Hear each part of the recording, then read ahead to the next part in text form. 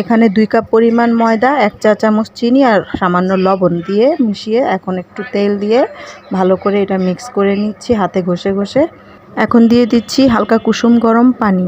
তো পানিটা অল্প অল্প করে দিব যাতে করে শক্ত একটা ডো হয়, বেশি পানি দিলে নরম হয়ে যাবে।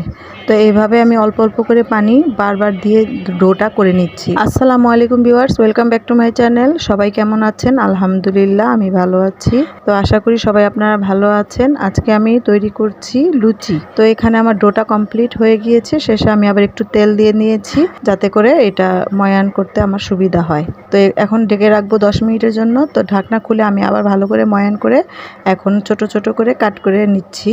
এখানে আমার 2 কাপ পরিমাণ ময়দায় 8 পিস লেচি হয়েছে।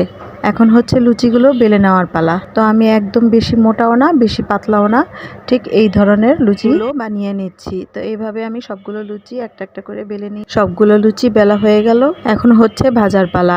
আর লুচিগুলো অনুযায়ী আমার কড়াইটা ছোট হয়ে গিয়েছে, কি আর করার, এখন এটা ভেজে নেই, তারপর বাকিগুলো আমি প্রসেসিং করে নিয়েছি।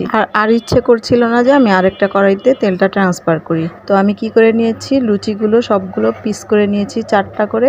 এভাবে নিমকির মতো হয়েছে, দেখতেও সুন্দর হয়েছে এবং আমার ওই ছোট কড়াইতেও ভাজা হয়ে গিয়েছে। লুচিগুলো ফুলকো লুচি, খেতেও ভালো হয়েছে। আর লুচির সাথে যা যা ছিল সব কিছুই দেখাবো আপনাদের সামনের ভিডিওতে।